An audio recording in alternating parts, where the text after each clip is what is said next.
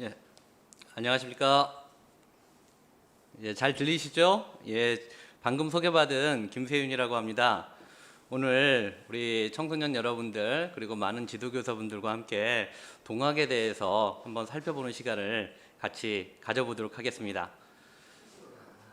가급적이면 우리 얼굴 보면서 비록 화면이지만 그렇죠? 보실 수 있는 분들은 좀 우리 아이 컨택트 좀 하면서 같이 좀 살펴보는 시간을 가졌으면 좋겠습니다.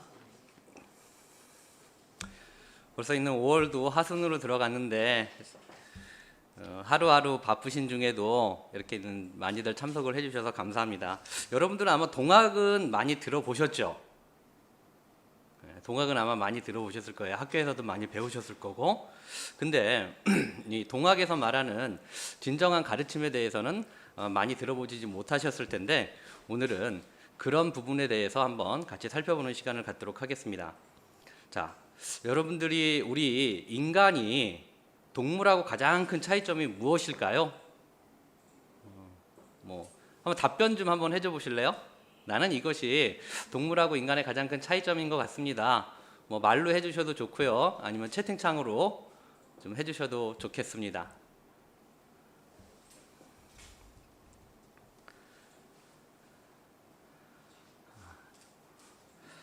없으신가요? 여러 가지가 있을 겁니다. 그죠? 각자 아마 생각들 하시는 거 있으시겠죠? 그래서 언어를 사용한다든지, 불을 사용한다든지, 도구를 사용한다든지 많이 있을 텐데 아마 그 중에서 가장 큰 차이는 문화 그리고 문명을 만든다라는 거겠죠. 인간하고 동물의 차이점. 우리가 지금까지 배운 역사, 우리가 있는 배달의수 그리고 이 청소년을 위한 이 역사 특강을 하면서 우리 역사를 찾아왔는데 거기에서도 배웠던 걸 보면은 정치 그리고 경제, 사회, 문화 이게 우리가 배웠던 주요한 내용들이겠죠. 근데 우리가 살아가는 데 있어서 과연 이런 물질들만 필요할까요? 물론 있는 물질이 생존을 위한 필수 조건이 되기는 하죠. 근데 인간다운 삶을 살아간다 할 때, 했을 때 과연 우리는 무엇을 한번 생각해 볼 수 있을까요? 자, 흔히 배부른 돼지보다 배고픈 소크라테스가 낫다라는 말을 많이 하죠. 그것은 아마 물질보다 정신적인 가치를 더 우선시하는 그런 우리들의 가치가 반영이 됐을 텐데요. 인류의 대표적인 정신문화유산 하면 무엇이 있을까요? 이거 답변해 주시는 분은 선물 하나 쏘겠습니다. 인류의 대표적인 정신문화유산 하면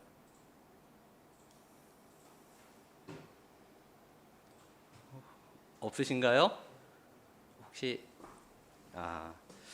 흔히 학자들은 종교, 신화, 철학 그리고 하나 더 추가하면은 과학을 들죠. 우리 전 덕성여대 총장님이셨던 이원복 교수님께서는 신의 나라, 인간 나라라는 책에서 전 세계 약 240여 개의 나라 중 종교를 금지하는 소수의 몇 나라를 제외하고는 세계는 어떠한 형태로든 신앙과 종교를 갖고 있다. 그래서 여러분들도 각자 나름대로 신앙하시는 게 있을 겁니다. 아무리 시대가 바뀌고 그에 따라 패러다임이 바뀐다 하더라도 반드시 포괄해야 될 인류 문화의 기초가 있다. 그것은 종교, 신화, 철학이다. 그리고 문화는 바로 여기에 그 뿌리를 두고 있다. 그 중에서도 가장 많은 부분의 뿌리를 차지하는 것은 종교죠. 신에 대한 제의를 드리기 위한 예식에서 예절이라든지 음악이 만들어지고 음식이라든지 그 신을 모시기 위한 집을 건설하는 과정에서 건축이 나왔고 예술, 미술이 대부분이 이 종교를부터 시작되고 있습니다. 자, 근데 우리가 있는 역사를 배우셨을 거예요. 학교에서 중학교, 초등학교, 고등학교까지. 그런데 이 정신문화에 대해서 우리의 진정한 종교, 신학, 철학에 대해서 배운 적이 있었나요? 학교에서? 저는 그런 적이 없었던 것 같습니다. 그래서 오늘은 우리의 고유의 정신문화인 동학에 대해서 살펴보는 시간을 갖도록 하겠습니다. 자, 우리가 동학을 얘기할 때 동학을 얘기하기 전에 우리 지난 시간에 배웠던 것들을 한번 간단하게 살펴보면은 뭐 환국, 배달, 조선, 그리고 북부여 이렇게 해서 우리의 잃어버린 7,000년의 역사를 한번 살펴봤었죠. 그런데 현재 우리는 이 고대사의 눈을 그리고 근대사를 보는 눈을 잃어버렸기 때문에 미래를 정확하게 볼 수가 없습니다. 그래서 미래를 잃어버렸다라고 볼 수도 있겠죠. 자, 한국에서부터 배달, 조선, 열국 시대까지는 잃어버린 7,000년이었다면 우리 사국 시대 고구려, 백제, 신라, 가야를 포함한 이 사국 시대부터는 우리의 뿌리 문화를 잃어가던 2,000년의 시간이었습니다. 지금 대한민국까지. 자, 여러분들 고은 최치원 선생 잘 아시죠? 최치원. 자, 최치원 선생님이 쓴 난낭비 서문에 보면은 이런 말이 나오는 거 여러분들 다들 알고 계실 겁니다. 국유 현묘지도하니 왈 풍류라. 풍류를 많이 들어보셨죠? 우리도 지금도 있는 풍류를 즐기잖아요. 많은 사람들이. 그런 의미하고는 조금은 다르겠지만, 자, 한번 볼까요? 국유 현묘지도하니 왈 풍류라. 우리나라에 오묘하고 신비한 도가 있으니 이름을 풍류라고 한다.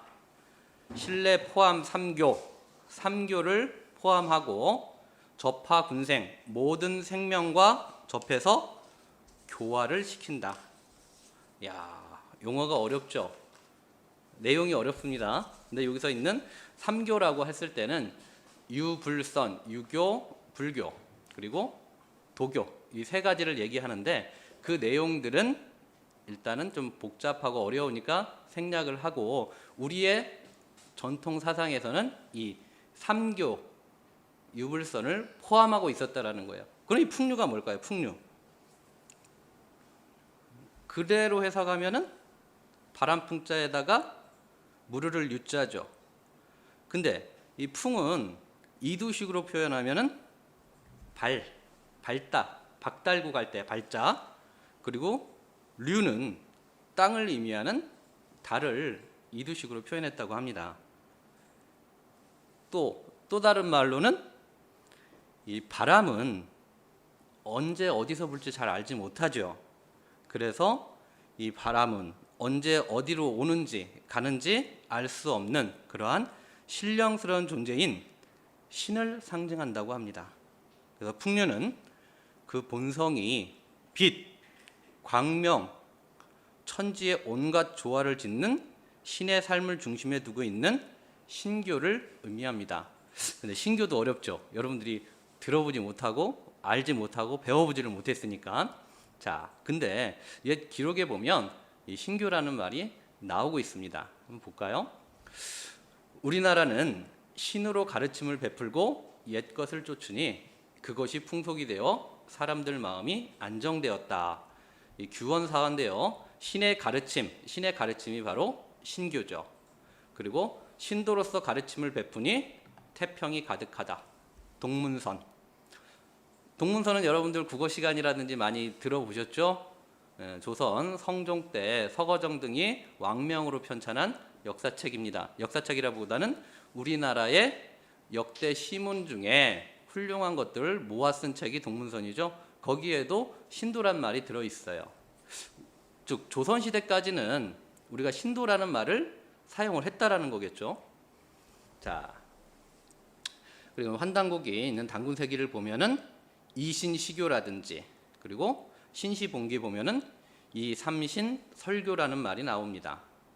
이신시교와 이 삼신설교. 그래서 신교가 여기에서 나온 거죠. 그래서 신교란 한마디로 얘기하면 신의 가르침. 우리 조상들은 이 신의 가르침을 통해서 백성들을 베풀고 세상을 이끌어갔던 거죠. 그리고 이 신교의 수호자, 그 신교를 받들고 이 신을 섬기는 수호자들을 낭가라고 불렀습니다. 신교의 수호자가 바로 낭가죠. 낭가? 혹시 들어보셨나요? 안 들어보셨어요? 아마 역사 시간에 한번 들어보셨을 것 같은데요. 한번 볼까요? 자, 단재 신채호 선생이 표현한 말이 있죠. 조선 역사상 일천년내 제1대 사건. 들어보셨죠? 그거는 묘청의 서경천도 운동을 이렇게 표현하셨잖아요. 그죠? 거기를 한번 살펴보면, 자, 조선사 연구초에 실은 논문입니다. 그 제목인데요. 자, 묘청의 난을 평가한 말로서 단재는 묘청의 난이 칭제 권원을 주장하는 묘청 등의 낭가와 불가사상과 김부식 등 문벌 귀족들의 4대 유가사상의 대결이었으며, 묘청이 김부식에게 패함으로써 한국사가 4대주의로 기울고 민족이 쇠하는 계기가 되었다고 주장했습니다. 그래서 여기서 낭가를 화랑도라고 봤는데요. 자, 단재 신채호 선생 같은 경우는 역사의 본질을 뭐라고 봤습니까? 아와 비와의 투쟁, 즉 우리 것과 우리가 아닌 것과의 싸움으로 보셨던 거죠. 그래서 우리 것을 강조하셨던 분이 신채호 선생이죠. 자, 그 여기서 있는 낭가인데, 이 낭가는 쉽게 얘기하면 여기서는 화랑이에요. 우리 화랑은 많이 들어보셨죠? 네. 그럼 화랑의 뿌리는 무엇일까요? 어디서 나왔을까요? 자, 낭이죠. 이게 뭐 예전에는 있는 사내랑 그렇게 했는데 요새는 있는 남녀 평등 시대죠. 그래서 젊은이랑 그냥 여자랑 같은 말로 써도 될 것 같습니다. 그래서 우리 사내랑 젊은이랑인데요. 이 랑도의 뿌리는 배달국에서는 삼랑이 있었습니다.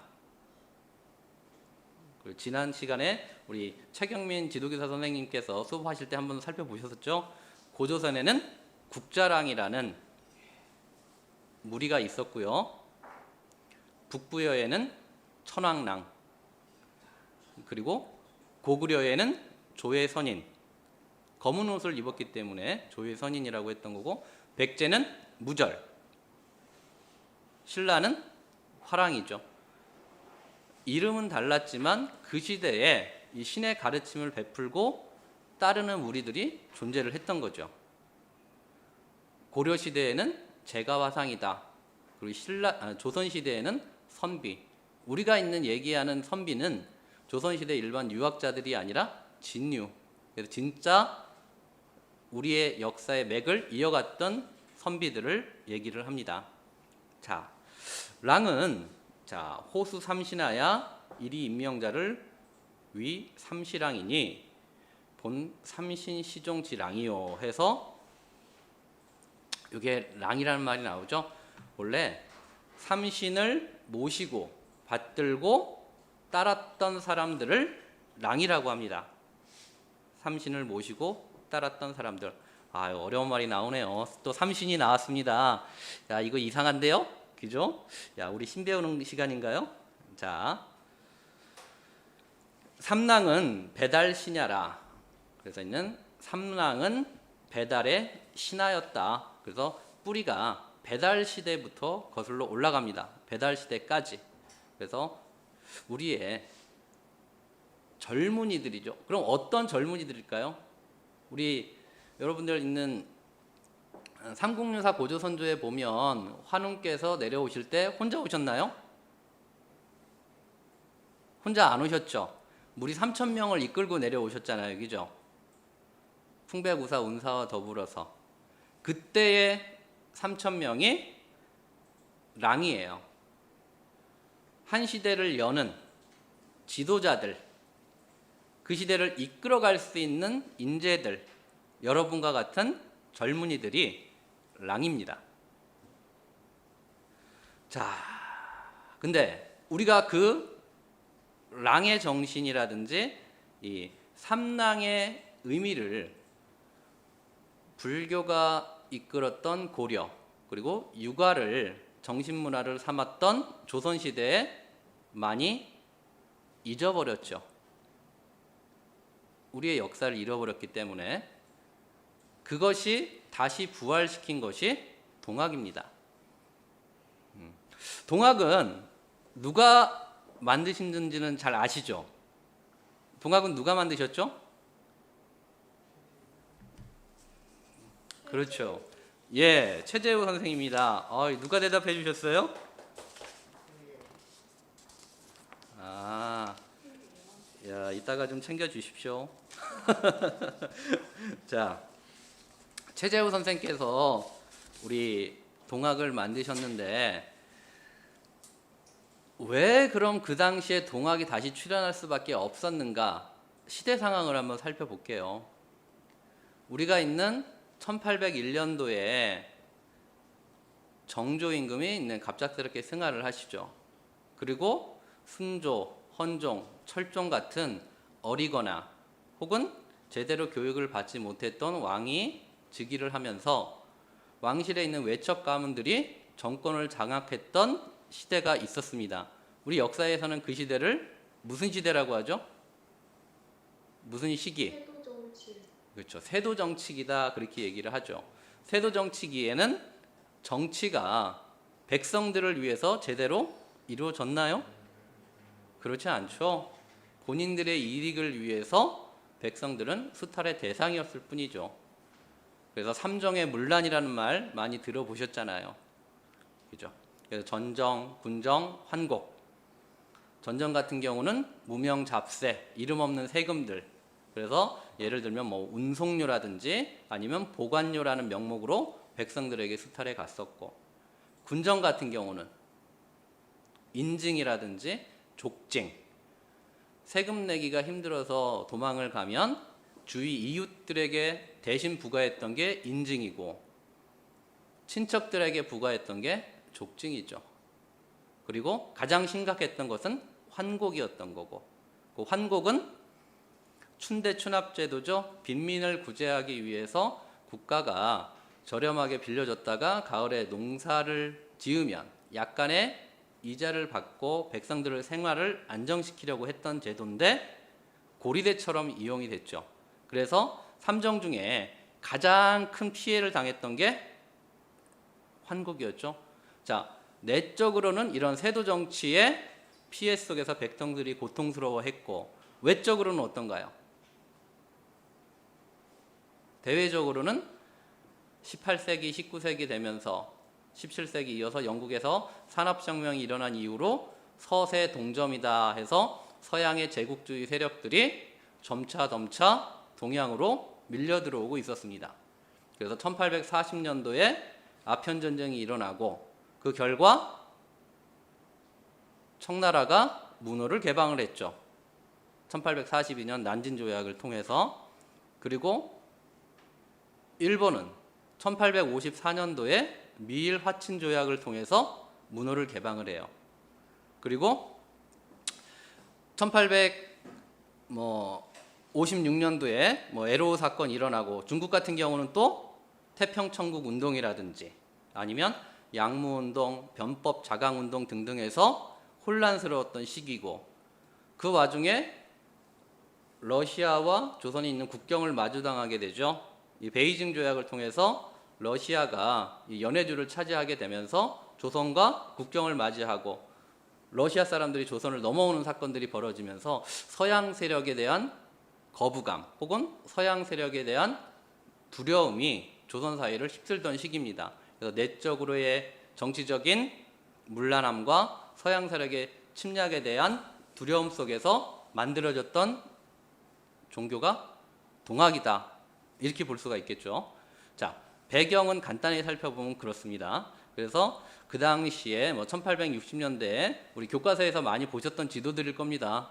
그래서 1866년 병인양요, 그리고 제너럴 셔먼호 사건이라든지 1871년도에 신미양요, 이걸 계기로 해서 조선은 세국 정책을 더욱 강화를 하죠. 통상수교 거부 정책을 흥선대원군이. 그러다가 1873년도에 흥선대원군이 물러나고 개화파가 권력을 차지하면서 개화 사상이 퍼지는 과정에 1875년 운요 사건이 벌어지죠.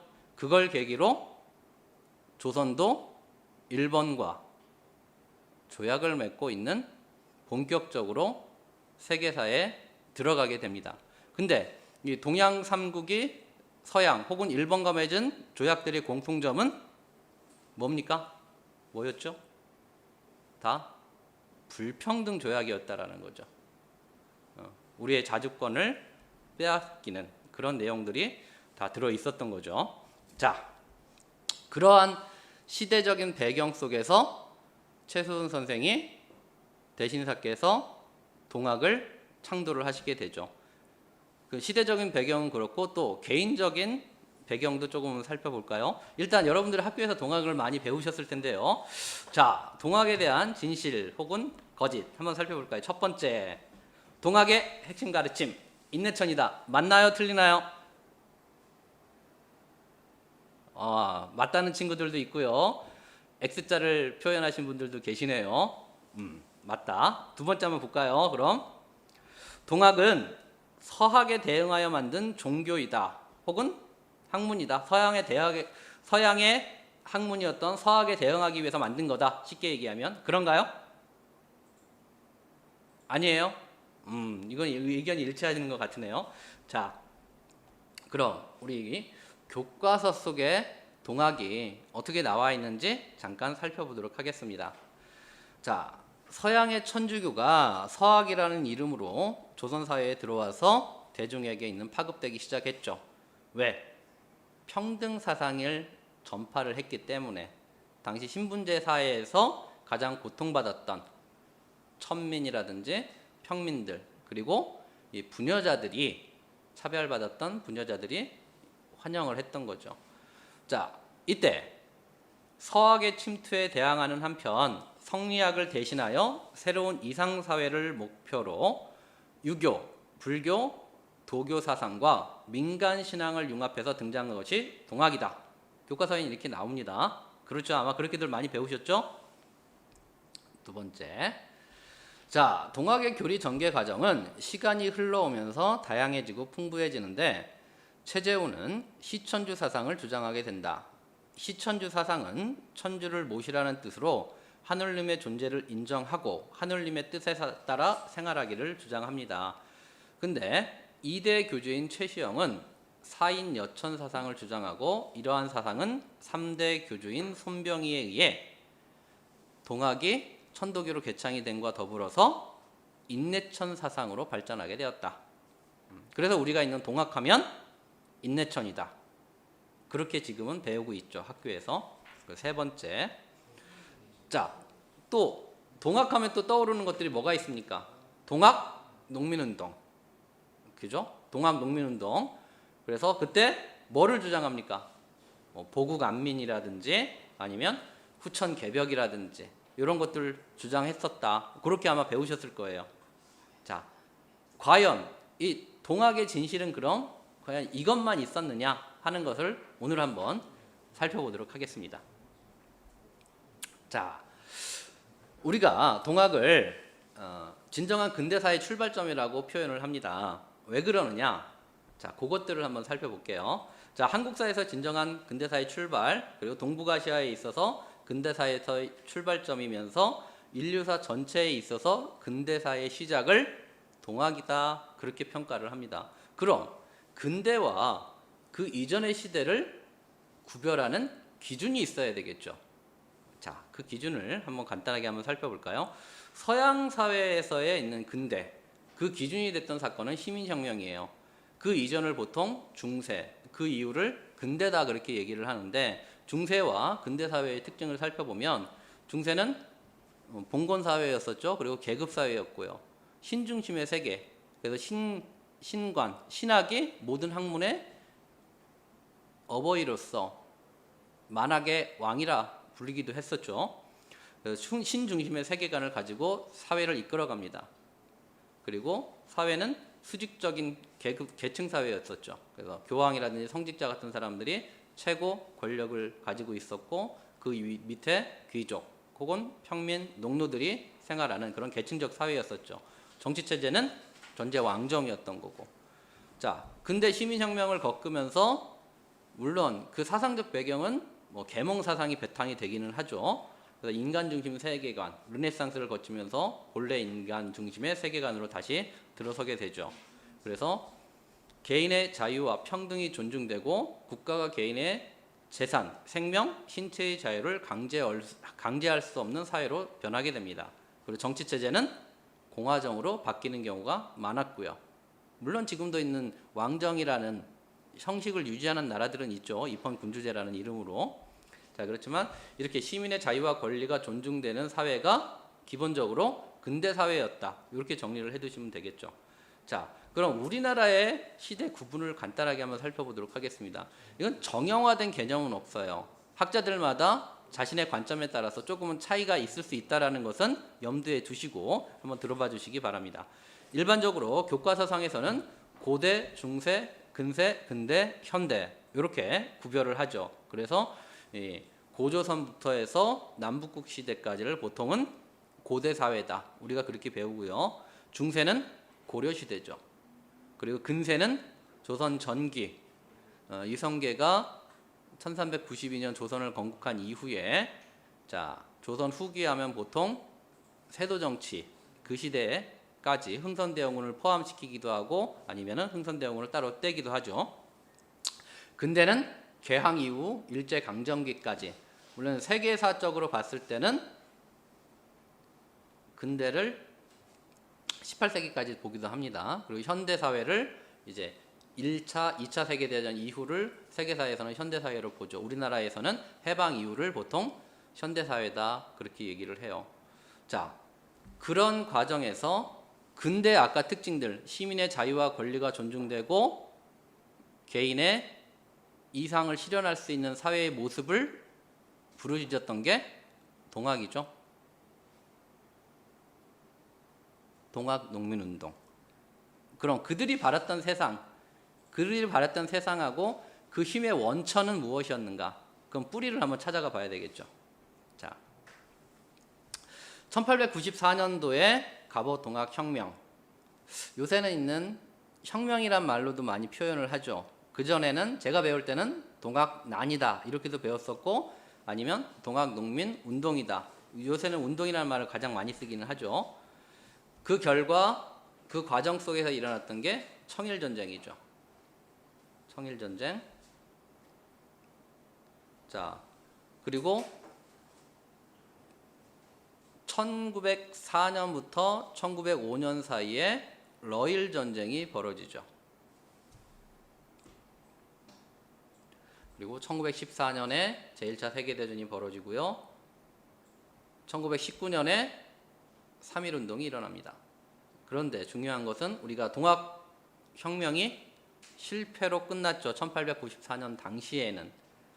그렇지만 그 동학의 세력이 이어져서 결국은 3.1운동을 이끌게 되고 그 3.1운동은 무엇을 낳습니까? 대한민국 임시정부를 형성케 하죠.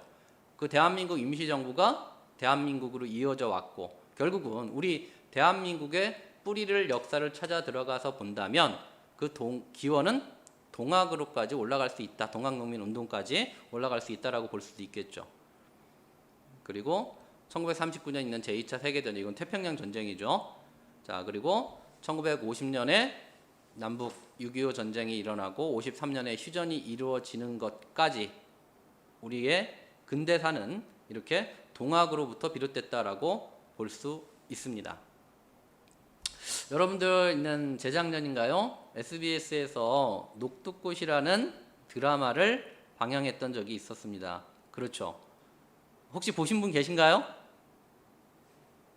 아니, 우리 청소년들은 아마 조금 어려웠을 것 같아요. 그래서 제가 이거를 뺄까 했는데 못 빼버렸네. 작업을 하면서. 자, 동학농민항쟁은 단순한 반란이나 봉건의 한 시대를 마감하고 근대의 신세벽을 열어젖힌 전환적인 사건이었다. 즉 반란이 아니라 이 근대의 신세벽을 여친 전환기적인 사건이었다. 사람이 곧 하늘이라는 믿음으로 자유와 평등, 민족 자주가 실현되는 나라를 만들고자 했던 아래로부터의 혁명이었다. 전봉준의 지휘 아래 서울로 진격하던 혁명군은 공주 우금치 전투에서 조일 연합군의 막강한 화력 앞에 무릎을 꿇었다. 그러나 그들의 정신은 3.1운동으로, 항일 독립투쟁으로, 4.19로, 6월 항쟁으로 면면이 이어져 왔다. 이것이 있는 드라마 녹두꽃을 기획했던 분들이 만든 기획 의도였습니다. 즉 이분들도 동학을 우리의 근대사의 시작으로 봤다라는 거죠. 자, 여러분들 이거 많이 보셨죠? 교과서에서 사발통문. 그래서 있는 주모자를, 즉 중심 인물을 알 수 없도록 사발을 엎어놓고 이름을 썼던 거죠. 자, 1894년도에 있는 동학 농민운동이 일어납니다. 자, 배경은 고부 군수였던 조병갑의 학정이죠. 만석보라는 1893년도에 있는 가뭄이 들고 흉년이 들었었는데, 만석보라는 새로운 제방을 쌓고 강제로 물을 그러다가 쓰도록 하고 물세, 수세라는 이름으로 걷어갔죠. 그리고 이유 없이 백성들을 감옥에 가두고, 예를 들면 부모에게 효도를 안 했다든지 아니면 형제간에 불화가 있다 등등의 제목을 붙여서 감옥에 가둬놓고, 쉽게 얘기하면 그냥 돈을 받고 풀어주고 뭐 이런 식으로 해서 많은 고통을 주죠. 그러자 전봉준의 아버지였던 전창혁이라는 분이 항의를 했습니다. 근데 어떻게 돼요? 받아들여지지 않죠. 오히려 곤장을 당해서 쫓겨나고 그 여독으로 돌아가시죠. 자, 이러한 이 위정자들에 있는 학정에 이어서 결국은 동학이 혁명으로 나타나게 되죠. 1894년 3월달 되면은 있는 본격적으로 동학운동이 일어나게 됩니다. 자, 난내 난리가 났어. 에이 참 잘 되었지. 그냥 이대로 지내서야 백성이 한 사람이나 어디 남아 있겠나. 그만큼 백성들의 삶이 힘들었다는 것을 알 수가 있겠죠. 한 사람도 살아날 수 없을 정도로 백성들의 삶이 고통스러웠다는 거니까요. 자, 그래서 가보년 음력 3월에 본격적으로 있는 무장 기포가 일어나면서 동학혁명이 실제 확산되는 계기입니다. 그리고 음력 3월 25일 본진을 백산으로 옮기고 전봉준을 총대장으로 추대를 합니다. 그리고 황룡현, 황토현 전투에서 승리를 하죠. 그리고 5월 달에 전주성을 점령을 하고, 그러자 조정에서는 어떻게 합니까? 동학군을 막을 수가 없었기 때문에 청나라에 원병을 요청을 하죠. 청나라 같은 경우는 그 사실을 일본에게 알려줍니다. 왜요? 갑신정변 이후에 텐진조약을 맺었었죠. 이 텐진조약에 의해서 그 출병한다는 사실을 일본에게 알려주게 되고, 일본은 자국민을 보호한다는 구실을 내세워서 다시 조선에 들어오게 됩니다. 자, 조선을 둘러싸고 청과 일본 사이에 전운이 고도제자 동학군과 정부 사이에 무엇이 맺어집니까?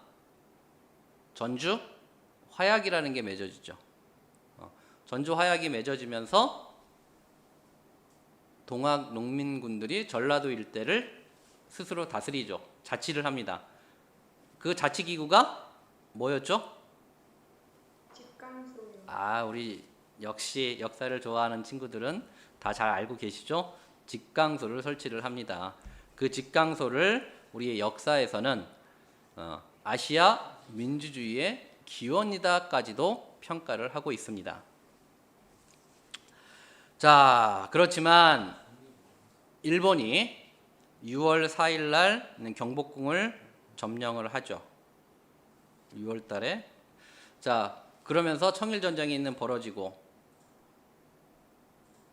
동학은 전주화약을 근거로 해서 해산을 했지만 일본군이 경복궁을 점령한 것을 계기로 척양, 일본 세력을 몰아내자 보국안민을 내세우며 다시 봉기합니다.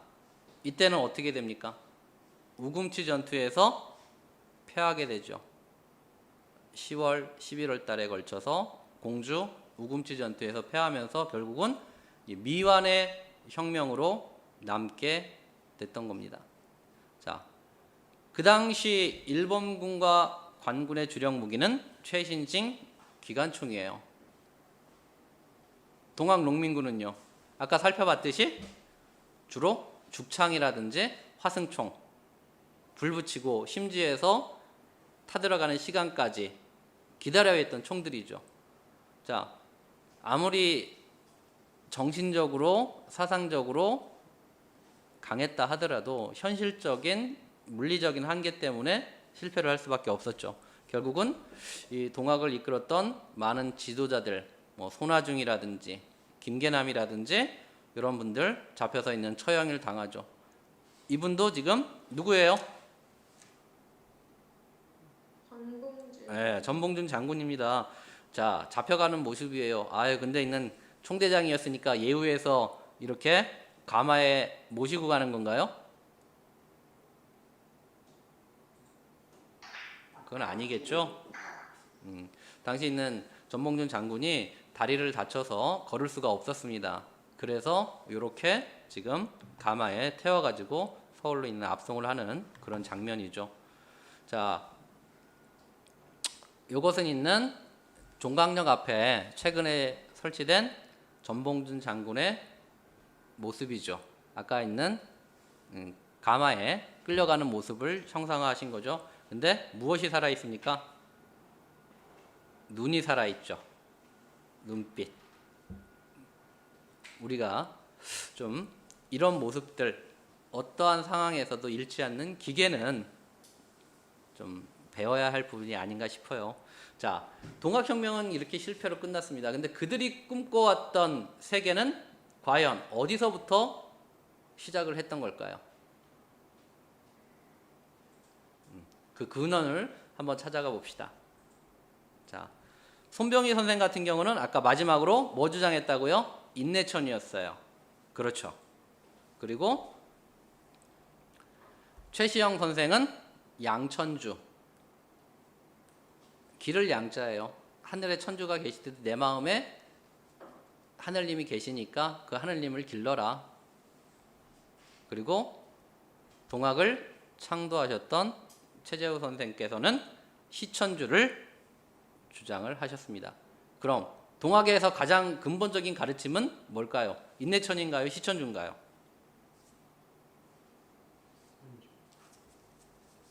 시천주죠. 자, 그럼 그 시천주를 한번 살펴보도록 하겠습니다. 자, 이분이 있는 최재호 선생님이십니다. 1824년부터 1864년까지. 그래서 최재호 선생님의 대신사님의 간단한 생애를 한번 살펴보도록 하겠습니다. 그럼 자, 1824년 갑신년 경주 현곡면에서 출생을 하시죠. 그리고 10세에 어머니께서 돌아가시고 17세에 의지하던 아버지마저 돌아가십니다. 그리고 19세에 있는 결혼을 하시고요.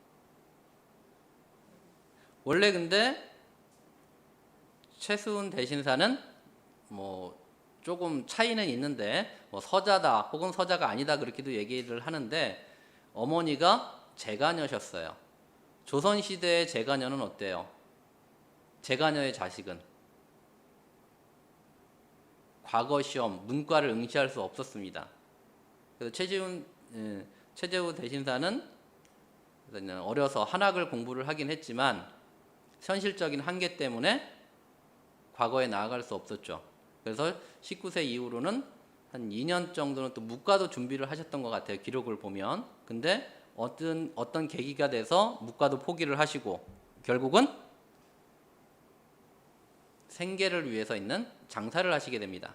그래서 한 10여 년 동안 포목점, 보증 장수를 하시면서 전국 각지를 주유하시면서 세상을 알아가게 되신 거죠. 자, 그래서 있는 서자로서의 사회적 위치에서 겪는 현실들, 그리고 의지했던 아버지의 죽음, 그리고 공부했던 결론, 유와 불도는 운이 다했다. 현실 세계를 구원할 수 없다. 조선 세계를 이끌어갈 수 없다라는 것을 자각을 했던 거죠. 그러면서 31세까지 10년 동안 장사를 하십니다. 도원기서라는 동학에 있는 최초 경전이 도원기서거든요.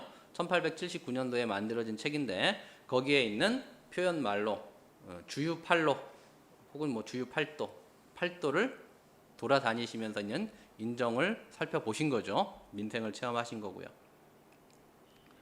자, 간략한 약사를 한번 살펴보도록 하겠습니다. 그래서 1824년도에 경주에서 출생하시고, 자, 21세부터 31세까지는 보부상을 하면서 민초들의 삶을 체험하시고 32세 때에 있는 종교적인 경험을 하시게 됩니다. 즉 금강산 유점사에서 한 도승이 찾아와서 책을 전해줍니다. 자, 이 도승이 내가 있는 잠을 자다가 책을 얻었는데 도저히 해석을 못하겠습니다. 그래서 전국에 이름난 선비들께 보여드리고 해석을 요청하는데 모두들 다 못하겠다고 합니다. 그래서 최수은 선생님께까지 왔습니다 하니까 최수은 선생님이 보시고 처음에는 해석을 못하신 거죠. 그래서 저에게 3일만 시간을 주십시오 하고 부탁을 하죠. 그러자 스님이 3일 동안 책을 빌려줬다가 다시 찾아왔습니다. 그때 내가 이 책을 이치를 해독을 했습니다 하니까 스님께서 어떻게 하셔요? 책의 주인은 선생님인 것 같습니다 하고 드리고 갔다라는 이야기가 전해져 내려오죠. 자, 이 을묘 천서 사건을 계기로 구도의 열망을 키웁니다. 결국은 그 다음에 양산 천성산 내원함에서 49일 수도에 들어가십니다. 보통 우리 전통사회에서는 3과 7을 중요시하죠. 우리 가위바위보 하면 보통 몇 번 해요? 3번을 하잖아요. 3, 3번. 그리고 있는 7이라는 것은 있는 하늘에 있는 칠성을 얘기를 하는 거죠. 자, 47일 만에 있는 숙부가 별세하시면서 이 기도를 중단하고 내려와요. 그 다음에 다시 있는 천성산 정멸구에서 49일 기도를 하시고 이때는 성공을 하시죠. 자, 그런데 이때도 있는 구도만 하신 게 아니라 철점이라고 해서 이때는 당시에 있는 처가, 울산이 처가셨는데 처가 근처에서 철점, 지금으로 치면은 뭐 대장간 비슷한 걸 하신 거죠. 자, 그런데 구도에 정진하다 보니 제대로 운영이 안 되셨겠죠. 철전이. 결국은 이 철점이 망하고 36세 되시던 1859년도에 다시 고향으로 돌아가게 됩니다. 그래서 이때 있는 경주 용담정에서 기도에 정진하게 되시죠. 자, 이때 원래 이름이 재선이죠. 재선을 재우로 바꾸고 호도 수운으로 고치십니다. 재우는 어리석은 백성들을 일깨우겠다, 그런 의지가 들어있는 호로 바꾸신 거죠. 요거는 있는 제가 있는 꿈의 학교, 아까 우리 지도교사 선생님께서 말씀하셨듯이 꿈의 학교 하면서 제가 한 3년 전에 저희 선생님들하고 이 경주 용담정에 직접 한번 다녀왔던 적이 있어서 한번 사진에 넣어봤습니다. 자, 결국은 1860년 4월 5일 날 이 천주님, 상제님과 천상 문답 사건을 통해서 도를 깨닫게 되시죠. 그리고 그 다음 해부터 본격적으로 포교 활동에 나서십니다. 한 1년 동안은 뭐 교리 체계를 세우신다든지 수행 방법을 연구하시고 깨달으신 시간이 됐던 거죠. 그러다가 1862년 39세 때 혹세무민의 제명으로 경주에서 한번 체포가 되셔요. 이때는 금방 풀려납니다. 근데 자, 1864년도에 있는 63년도에 다시 한번 좌도난정 혹세무민이라는 제명으로 체포가 되고 결국은 1864년도에는 대구 관덕정에서 참수가 되시죠. 그러면서 있는 일단 창도 과정은 이렇게 이어집니다. 그래서 가장 중요한 사건이 천상문답 사건이에요. 자, 그럼 이 천상문답 사건이 무엇인지 한번 살펴보도록 하겠습니다. 우리 학자들이라든지 이 사회에서 어떻게 평가를 하는지 그 사건을 먼저 한번 살펴보면, 자, 최재우 평전을 살펴보시면 한국 근대사, 한국 종교사, 한국 사상사, 한국 철학사, 한국 민중사, 한국 풍류사, 한국 혁명사, 한국 여성사, 동학 혁명사 등을 연구하기 위해서는 반드시 통과해야 하는 관문이 하나 있다. 수훈 최재우다. 그는 한국 근대사의 관문을 연 수문장이었다. 우리 현대 사회가 추장할 수 있는, 살펴볼 수 있는 모든 근원이 이 수훈 사상에서부터 나왔다라는 거죠. 자, 수훈의 동학 창도야말로 한국의 역사에서 일대 획기적인 전환점이었다. 역시 같은 책입니다. 수훈 최재우 평전. 그리고 한국민족문화 백과 대사전에 살펴보면 1860년 4월 5일 수훈은 결정적인 종교 체험을 하게 되었다. 하느님에게 정성을 들이고 있던 중 갑자기 몸이 떨리고 정신이 아득하여지면서 천지가 진동하는 듯한 소리가 공중에서 들려왔다. 이러한 체험을 통하여 그의 종교적 신념은 결정적으로 확립됐다. 그런데 우리 사회는 이러한 우리 깨달음의 사건을 어떻게 평가를 하죠? 보통 미신이라는 말로 평가를 많이 했었죠. 자, 역시 최재우 평전인데요. 그동안 우리 사회는 예수나 마호메트의 신체험은 믿고 받들었지만 민족 종교의 신체험은 신들림의 미신으로 취급했다. 이게 현실이었던 거죠. 어쩌면 저도 그랬던 것 같아요. 중학교, 고등학교 때 이렇게 신체험에서 있는 천상문답 사건을 통해서 최재우 선생이 도를 깨닫다고 했는데 그때 상제라는 말을 들으면 이거 어디 무당에서 점에서 있는 점칠 때 하는 얘기 아닌가? 이런 식으로 많이 의식화가 됐던 것 같아요. 그죠? 자, 모세는 40살에 모래바람이 일어나는 황야에서 하느님을 발견했고 천둥 소리 속에서 그의 목소리를 들었다 하고, 조로아스터는 30살 되던 해 사발란산 동굴에서 명상 중에 하느님을 보았다. 석가모니 불타는 35살에 보리수나무 밑에서 진리를 발견했고, 예수는 30살 무렵 황야와 사막을 헤매면서 하느님의 계시를 받아 산상 설교를 통해 진리를 설파했다. 모든 종교에서는 이 신적인 체험을 통해서 깨달음을 얻게 됐던 거죠. 그 가르침이 뭐예요? 이 신적인 깨달음, 신의 가르침인 거죠. 그게 신교예요. 신교적인 체험을 했던 거죠. 자, 범부 김정설이라는 분이 계십니다. 우리나라의 대표적인 동양 철학자분 중에 한 분이셨다라고 볼 수 있는데요.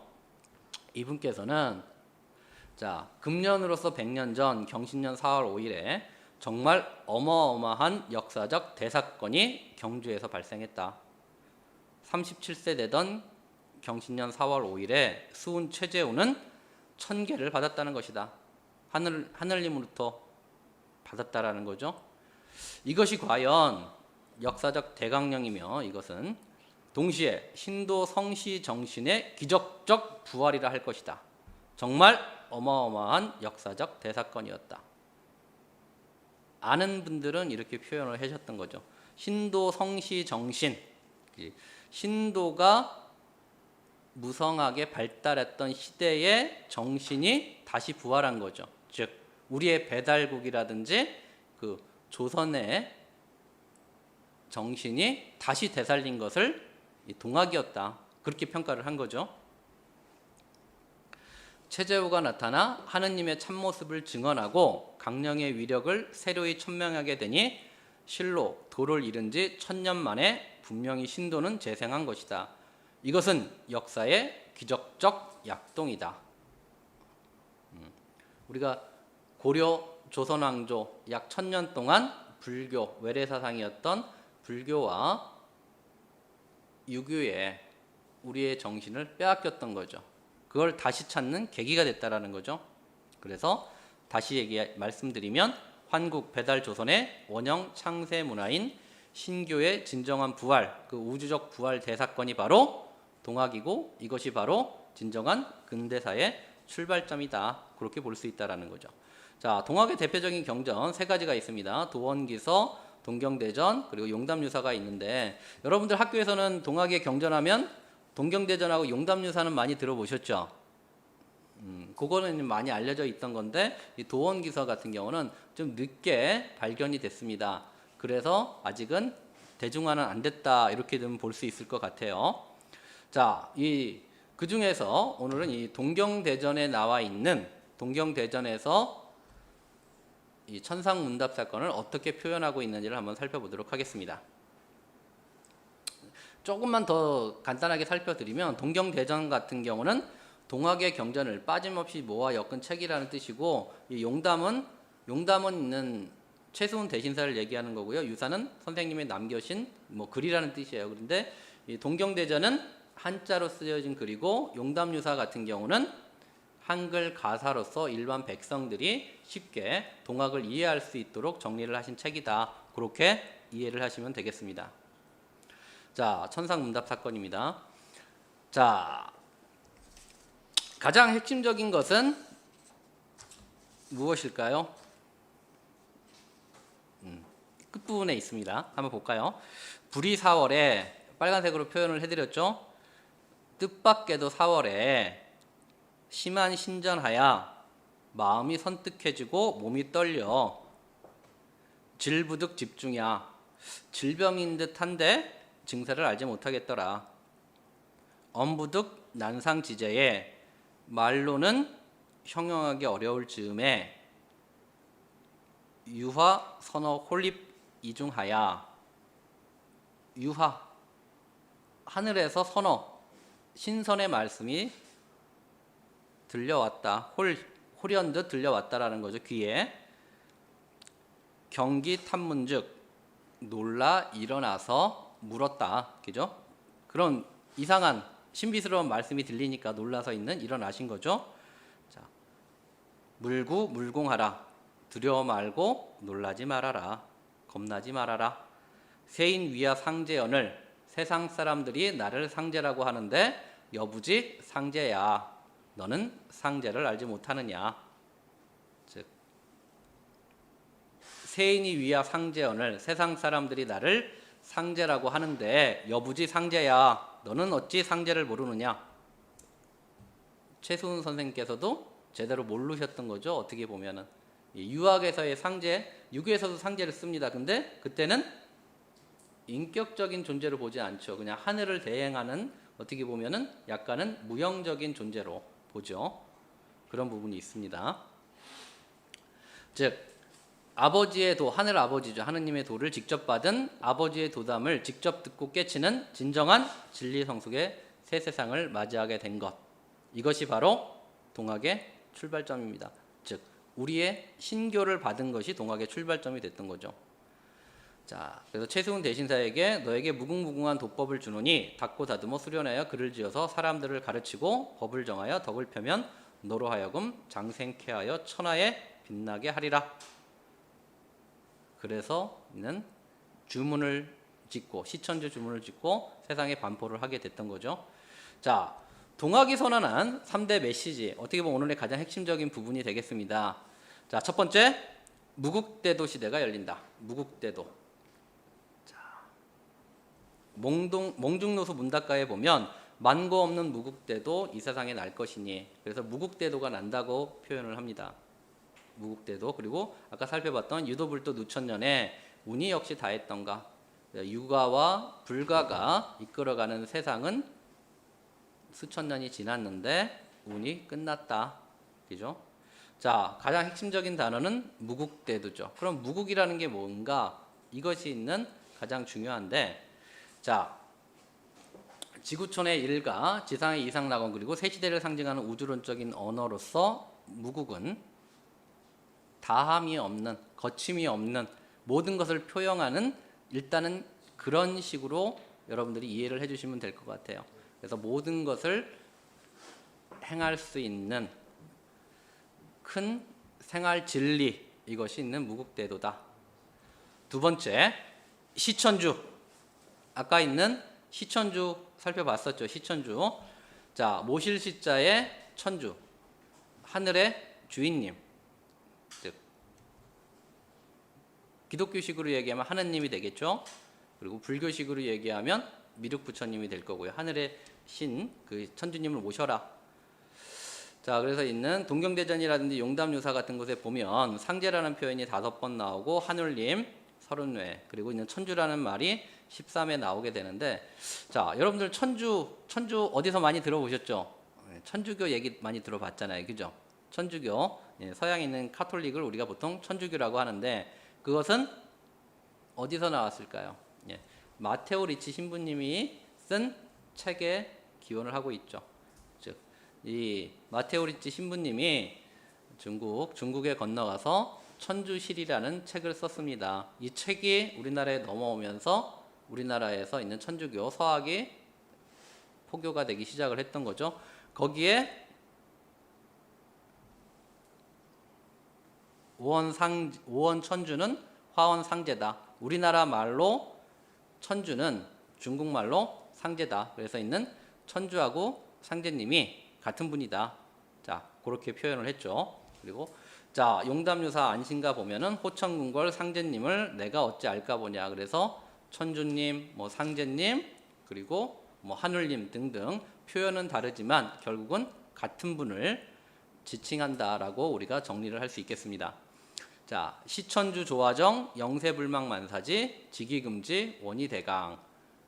이것이 바로 동학의 시천주 주문이에요. 그래서 앞에 열세자는 본주문이고 뒤에 직위금지, 원희대강은 강령주라고 하는데, 자, 시천주 하느님을 모시고 조화를 정하니 그 은혜를 영원토록 잊지 못합니다. 잊지 않겠습니다. 그리고 지극한 기운을 저에게 부디 크게 내려주십시오. 이것이 있는 동학의 주문 시천주죠. 열석자 지극하면 만권시서 무엇하며. 왜? 새 시대가 열렸기 때문에 그 전에 알았던 지식은 필요 없다. 뭐 극단적으로 얘기하면 그렇게 표현할 수 있는 거죠. 그래서 열석자 지극하면 만권시서 무엇하리마. 이 말은 그런 의미로 해석을 하시면 될 것 같아요. 새 시대가 열리는데 그 이전의 사상은 어떻게 보면 필요 없다. 자, 세 번째 메시지는 후천개벽으로 새 세상이 열린다. 자, 용담유사의 12제국 괴질운수 다시 개벽 아닐런가라는 말이 있습니다. 여기서 있는 개벽이라는 말이 나오고 그 앞에 다시라는 말이 나오죠. 다시는 거듭이잖아요. 반복되는 사건을 얘기를 하는 거죠. 주기적인 시간이에요. 그리고 12제국, 당시 동서양을 이끌었던 대표적인 제국주의 국가들이 뭐 영국이라든지 프랑스, 독일을 비롯해서 한 12나라가 됐던 거죠.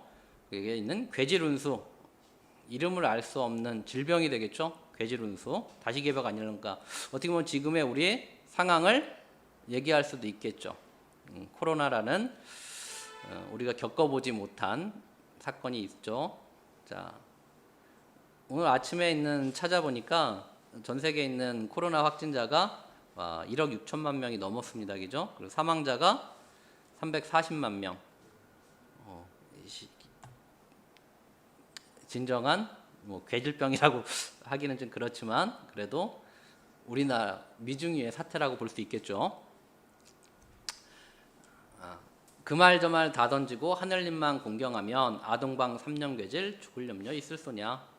자, 그리고 있는 이 주문을 외우면 병을 물리칠 수 있다라는 거였었죠. 자, 그 개벽이라는 말 우리가 많이 들어봤을 거예요. 학교에서도 많이 들어보셨죠.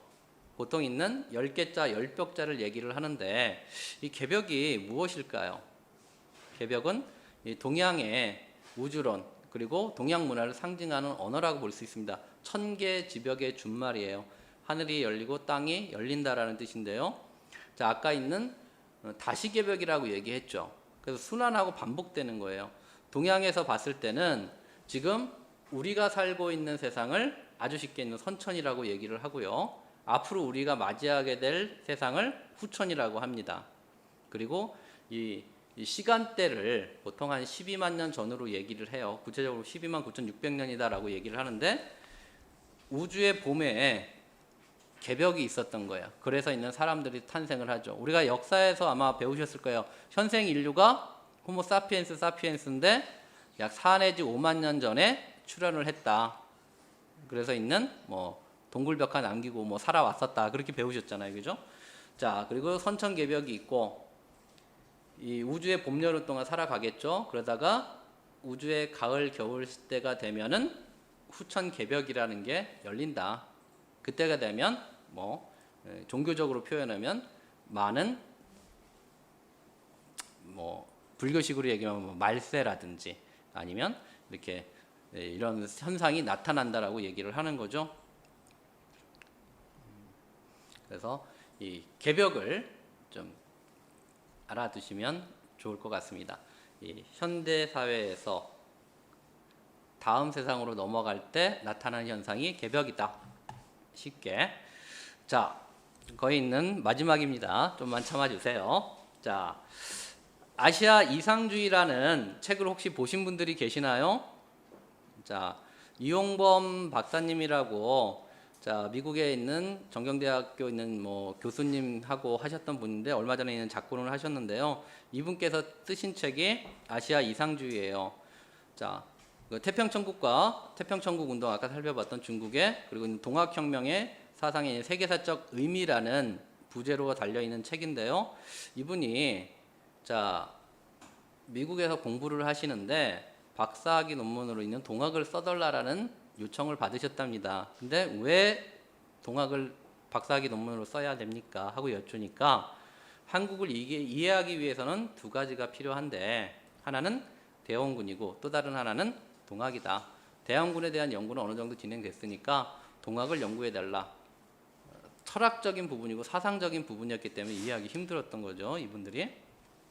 그래서 이 아시아 이상주의라는 책을 쓰게 됩니다. 거기에서 결론은 뭐냐면요. 거기 파란색으로 나와 있는데 혹시 보이시나요? 1만 년 전 고대 동아시아는 물론 세계 문명의 창시자는 한민족이었다라는 거.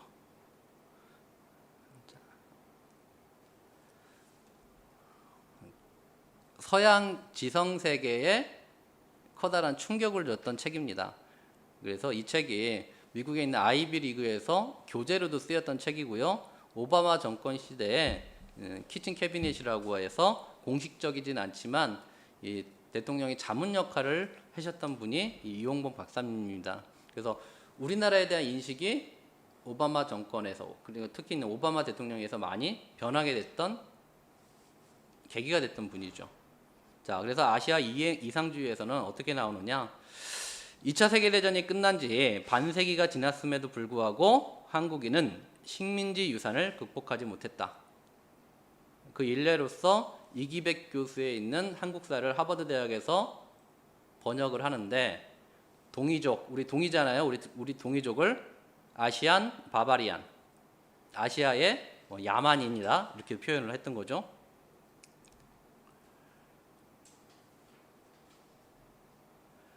자, 이 책에 보면 하늘에서 동방에 이 땅에 이름 없는 한 구두자를 불러세워 새 시대의 여명이 열림을 선언토록 하셨다. 그가 바로 수훈이다.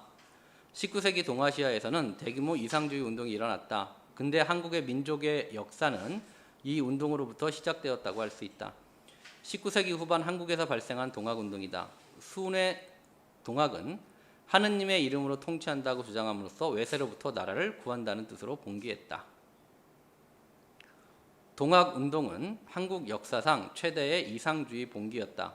개인의 구원뿐만 아니라 고통으로부터 사회, 정치 및 국가의 구원을 외쳤다. 즉 신의 가르침을 통해서 인간들을 구원하고 사회를 구원하는 사상으로서의 있는 동학이 나타난 거죠. 이렇게 이해를 하신 거죠.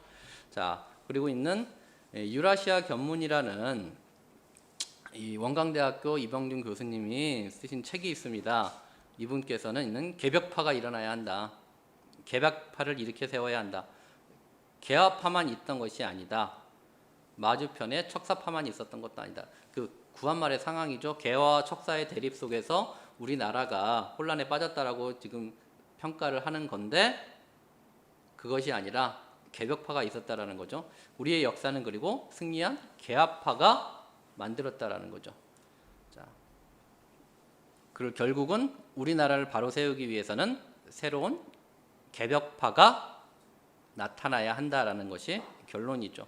그 개벽 그리고 그들이 주장했던 세계, 수은 대신사의 말로는 신교죠. 신의 가르침을 통해서 받드는 세상을 열어가는 주역이 저는 여러분이 됐으면 좋겠습니다.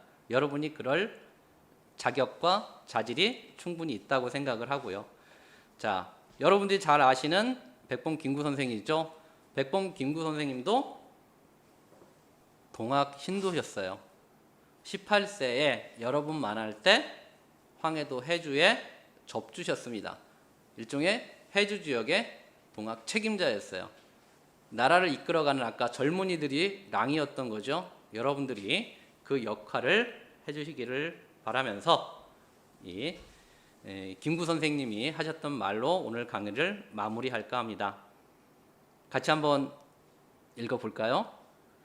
오직 한없이 가지고 싶은 것은 높은 문화의 힘이다. 문화의 힘은 우리 자신을 행복되게 하고 나아가서 남에게 행복을 주겠기 때문이다. 그러한 행복과 희망과 용기를 주는 여러분들이 우리 대한사랑을 통해서 그 의미를 더욱 영롱하게 빛나기를 기원하면서 오늘 강의를 마치겠습니다. 감사합니다.